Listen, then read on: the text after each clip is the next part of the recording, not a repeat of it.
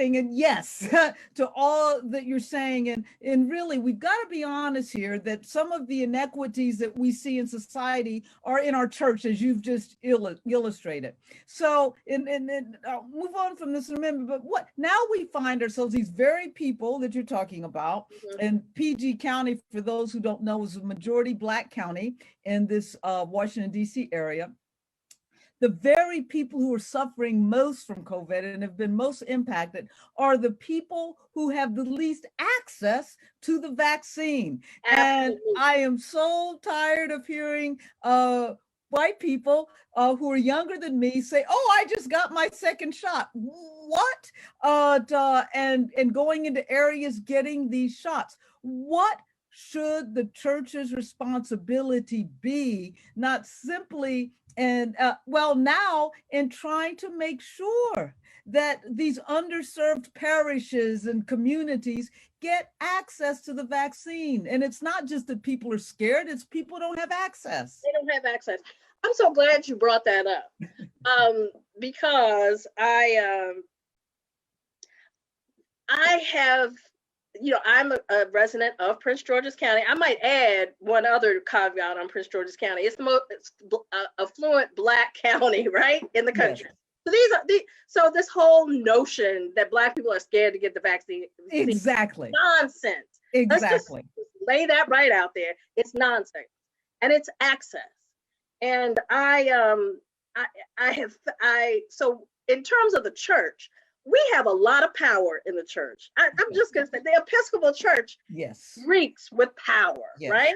That's And the legacy of being wealthy slaveholders. yeah, I mean, so the seat. I mean, I have served not just I served in a multicultural parish, but I also served in the Diocese of Washington, a very fluent parish, right, where you see the who's who of Washington sitting in Yep. the pews. So I know the power that sits within the Episcopal Church well, and I'm even if they cannot make it happen, they can help it happen, right? You know, Yes. they have the ability. I'm gonna just another quick anecdote, but it matters. So this morning I was seeking out because clergy, we're 1C, we're category 1C, but clergy in Maryland have the ability to get the vaccine. And the grapevine in Prince George's County said, if you go here, then they can schedule you for a thing because they have extra vaccines. I mean, unfortunately, we've gotten to the place because access is so bad that the grapevine is more efficient than the That's right. processes that they put in it. So I drove over to a place this morning to see if I could get that because the grapevine knew that this place had extra vaccines. And by the time I got there, they had like 10 left and a whole lot of people in line. And the woman there said this. She said, I grew up in this neighborhood Mm-hmm. and I know that we want to get this vaccine. So I've been on the phone trying to broker more vaccine to That's right. come to this place because my people, she said, my That's people have not had access to the vaccine and exactly. they're That's lined right. up. So my thing is, if we Episcopalians saw us as our people, my people, we can That's make right. this happen. And so it's not just, we are so fast to put everything in the lap of clergy. And clergy do have power, but clergy aren't the only people with power.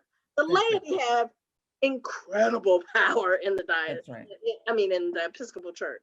And we need to start tapping into and encouraging and exhorting folks to use the power that they hold. I mean, we hold a lot of power to the good of the people, right?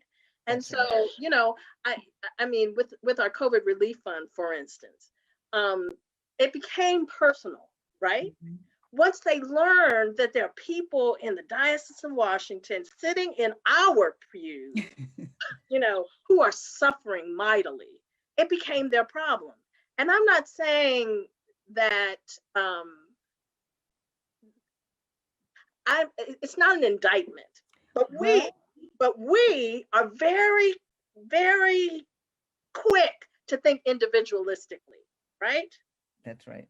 And so if the church can think of those who are their brothers and sisters within the Episcopal Church, then I dare say that it wouldn't take much for us to go that extra, go into that next circle and see the people of God, period, as our people, as my people.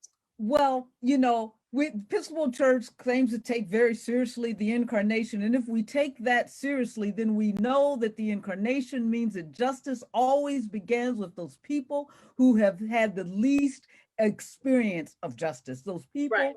who have been on the raw underside of injustice. So you're right. And I'm so glad, Bishop-elect, that you said that it is not about this myth.